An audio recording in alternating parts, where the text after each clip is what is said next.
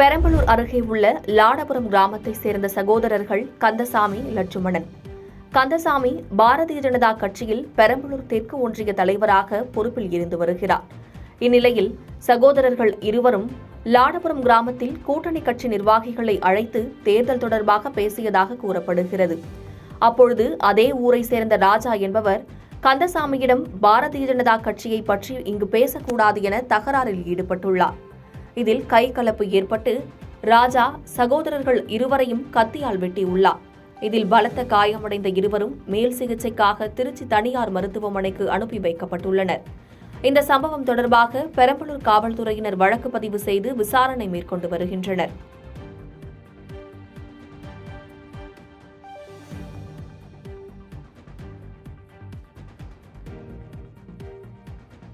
பாதகம் செய்பவரை கண்டால் நாம் பயங்கொள்ளலாகாது பாப்பா. மோதி மிதித்து விடு பாப்பா, அவர் முகத்தில் உமிழ்ந்து விடு பாப்பா. அண்மை செய்திகளை உடனுக்குடன் தெரிந்து கொள்ள இணைந்திருங்கள் இயம்நாடு தொலைக்காட்சியுடன்.